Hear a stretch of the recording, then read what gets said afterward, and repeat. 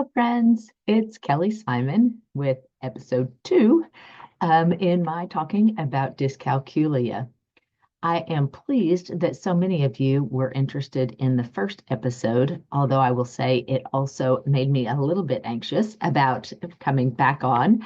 But I am glad that there is so much interest in learning more about dyscalculia. I did have a couple of volunteers, so a podcast will be forthcoming. Don't hold your breath, though. I might be slow to go. But on to today's talk about dyscalculia.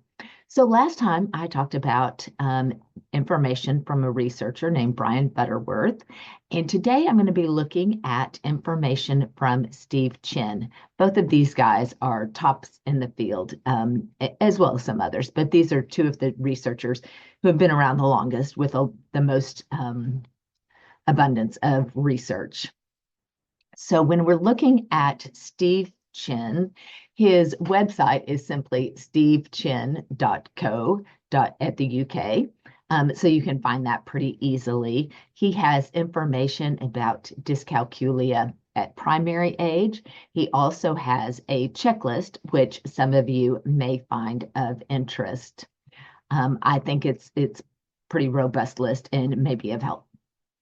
So some of the things that Steve Chin talks about, he does reference Brian Butterworth's work and includes two important facts from that.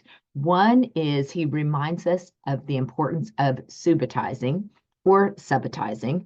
I've heard it pronounced both ways. People say either way is correct. I'm not sure. So let's look at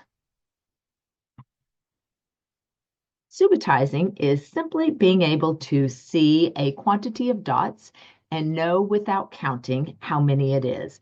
For example, when I quickly show you that quantity of dots, most students would be able to subitize and know that it's 4 without having had time to count individually. Young students should be able to subitize up to 5 dots in a random pattern. One of the other things that Steve Chin reminds us of from Brian Butterworth's work is number stroop. I find this to be very fascinating. Number stroop is the ability to understand the magnitude of the number regardless of the size of the font of the number. So in this example, many people would know that 3 is less than 5, even though on the display it is presented in a larger font. Students who struggle with traits of dyscalculia may be confused or take longer to understand the quantities because of number stroop, the size of the quantity. All right, going back to Stephen Chin's work, he talks about two primary foundations that are important to develop, especially for students with traits of dyscalculia. So the first one that he talks about is classification. This is something that you could practice at home if your child has a collection of toy cars. You could have them classify, put the blue cars together, put the red cars together, put the yellow cars together. You could say, put the trucks together, put the cars together. You could give a bag of buttons and have them classify. They could come up with their own method of classification, or you could say, again, sort by color, that kind of thing. But classification is an important skill to develop in young learners. And also he talks about seriation. And seriation is the ability to put things in order. So it could be the ability to put books in the order of height. It could be being able to count forward. It could be being able to count backward. And that is a more difficult task, especially for students with dyscalculia. That is something you could practice at home. Learner, please count from 1 to 20. Now count beginning at the number 14. That's a totally different skill and requires additional practice. When you're counting at home, you may also wish to have the learner, let's say they counting their toy cars, they counted 7. They could show you 7 with their fingers as a way to connect that quantity with their finger quantity as well. You might write the number 7 on a dry erase board so that they can connect that numeral to the quantity of 7. All of those are important skills. When you're working at home with your learner, or if you're an educator in the classroom, remember that speed is not a priority. Sometimes students are going to take longer to think. That is not a sign that they're unable to think. It simply means that they need a little bit more time. So do not frustrate your learner by demanding speed. Stephen Chin also reminds us of the importance of good manipulatives and visual images. Students should be using manipulatives. When we talk about using manipulatives, we're talking about using concrete manipulatives. Pictured here are 3 examples of manipulatives, 2 of which are concrete.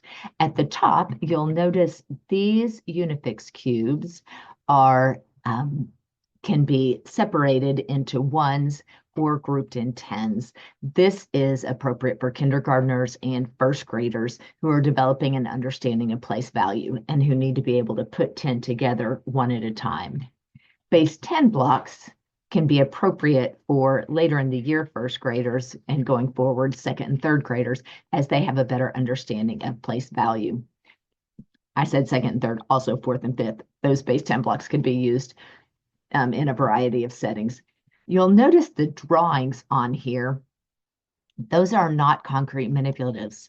If you are a second grade teacher and this is what you are calling manipulatives, please think about it. These are not concrete manipulatives. And for students who need to be breaking apart those manipulatives and putting it together, this is not solving that conundrum. Other things that you can work on at home. Oh, yes. So dot cards, as you saw previously, we were talking about subitizing, and at lordmath.com, I think it's .com, Becky Lord has Lord Math, and she has these dot cards available on her website. One thing that I like about these is, and so you could show and say, how many dots did you see? And the learner could either show you 9 fingers or say, I saw 9. And you can say, great. So if that is 9, what is 9 and 9 the same as? And the nice thing about using these cards is that you can easily see the 10. So you don't have to count this, you know that's 10. And you could easily subitize 4 and 4, you know 4 and 4 is 8. 10 and 8 is 18.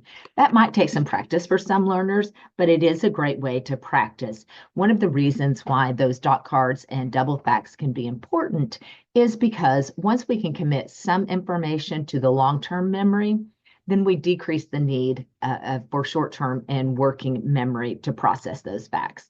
So when a student is stuck trying to figure out 4 plus 4, that really bogs down their memory and their ability, for example, to work on a word problem because they're so stuck in trying to figure out that 4 plus 4.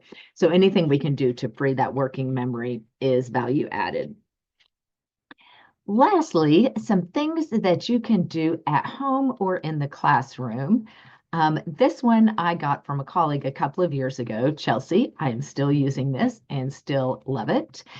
Chelsea went to a conference and came back and shared this with us. I disagree with one thing. So when you're looking at a student's work and you notice an error, you might say, I disagree with one thing. You don't point out where the error is or what the error is. You challenge them to find it. You could say, I disagree with 2 things, whatever it is, but you're not giving them the answer and you're not telling them exactly where to look. You're challenging them to find it. I think there's some real value in that. I've had a lot of success with that. So thank you for helping me learn that, Chelsea. The other thing at home, or I'm sorry, this is for educators.